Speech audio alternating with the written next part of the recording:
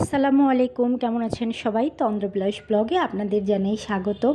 আজ শনিবার, এখন বাজে 2:45 মতন। আমার খাওয়া দাওয়া গোছল সব কিছু শেষ, বাবুও ঘুমিয়ে গেছে।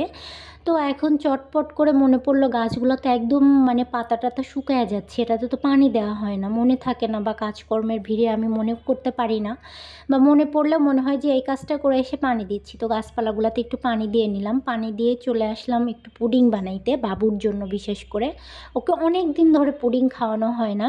কি আর বলবো, নানান ব্যস্ততার কারণে দেখা যায় যে একটু কিছু করে যে খাবো বা কিছু বানাবো, অলসতায় আর বানানো হয় না। তো হাফ কেজির মতো আমি দুধ নিয়ে নিছি, এটাকে ঘন করে ফেলবো। আর এখানে একটু এলাচ আর তেজপাতা দিয়ে দিলাম। আর 4টা ডিম নিয়ে নিছি, ডিমটাকেও একটু ফেটাই নিব। তো রান্না করছি আর বাহির থেকে খুব সুন্দর বাতাস আসতেছে। রোদ ঝকমকা হইলেও কিন্তু বাতাস আসছে। আর কোথাও মেবি ঝড় বৃষ্টি হচ্ছে, তো এই রোদ এই মেঘ, এমন ব্যাপারটা।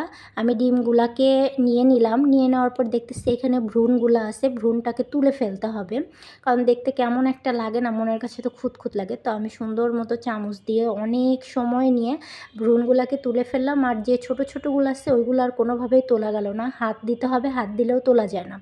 তো আমি খুব সুন্দর করে এটাকে ফেটাই নিব। ব্লেন্ডারটা যেহেতু আমার কাছে নেই, আপুর বাসায় আছে, তো আমাকে হাত দিয়ে ফেটাতে হবে। তো ডিম ফেটানো শেষে মনে হলো যে আমি ক্যারামেলটা তৈরি করে নিই।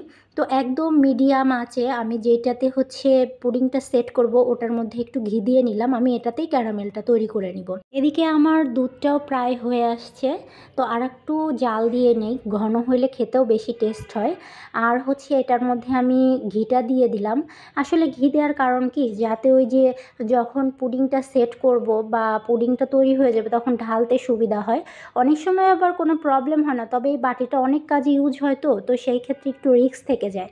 আর ক্যারামেল খুব আস্তে ডিম জালে করতে হয় যাতে ক্যারামেলটা পুড়ে না যায়, তো সেদিকেও একটু লক্ষ্য রাখতে হবে যে আমার ক্যারামেলটা যেন পুড়ে না যায়। পুড়ে গেলে তো খেতে তিতা লাগবে, তখন ভালো লাগবে না, আর একটা বাজে স্মেলও আসবে। এমনি একটু হালকা হইলে দেখা যায় যে খুব সুন্দর হয়ে যায়। আপনাদের সাথে কথা বলতে বলতে আমার এদিকে ক্যারামেলও হয়ে গেছে। তো ক্যারামেলটা খুব সুন্দর কালার আসছে, কারণ আমি বেশি পুরা পুরা করতে চাই নাই বা অনেক ডিপ কালারও আনতে চাই নাই, এই জন্য আমি এরকম হালকা কালারই রাখছি।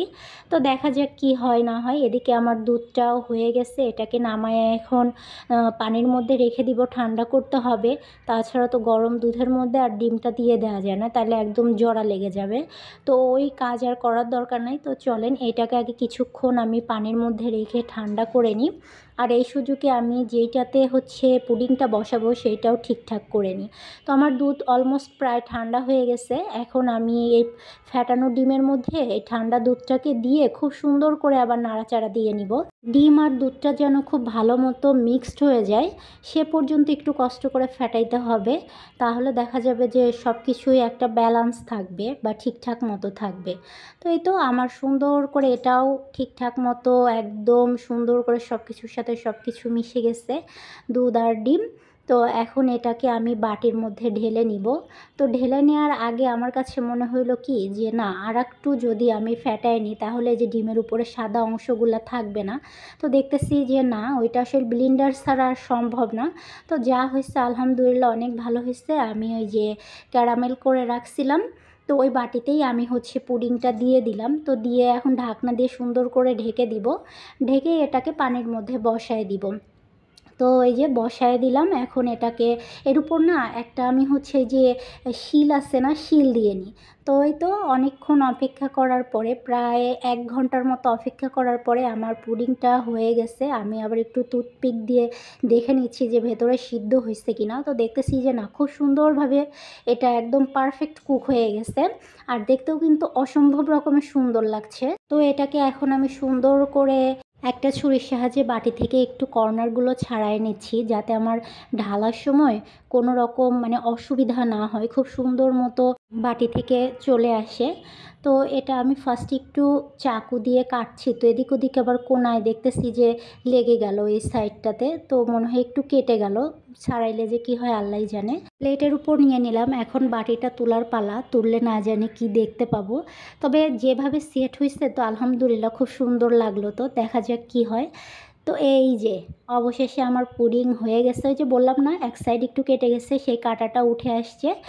আর মানে খোলার সাথে সাথে একেতে গরম আছে তো পুডিংয়ের একটা স্মেল, ক্যারামেলের একটা স্মেল, আবার ঘি দেওয়া আছে ওই একটা স্মেল, মানে একদম নাকে ধাক করে এসে লাগলো, মানে খুবই ভালো লাগছে গন্ধটা। তো এই তো আমার পুডিং অলমোস্ট প্রায় রেডি। দাঁড়ান এই পাশের ওই মানে কাঁটাটাকে একটু না সরাই দিই, না হলে দেখতে কেমন জানি অসংলগ্ন লাগতেছে। এখন আমার ছেলের ঘুম থেকে ওঠার অপেক্ষা, ছেলে ঘুম থেকে উঠলেই ওকে আগে খাওয়াবো, বিশেষ করে ওর জন্য যেহেতু করার, আমার ছেলে এটা খেতে অসম্ভব পছন্দ করে।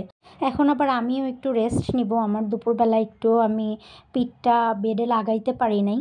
আর হ্যাঁ, অবশ্যই কিন্তু আপনারা আমাকে জানাবেন আমার পুডিংটা কেমন হয়েছে, আর হচ্ছে কোনো কিছু আমি ভুল করছি কি না, এটা অবশ্যই আমাকে জানাবেন।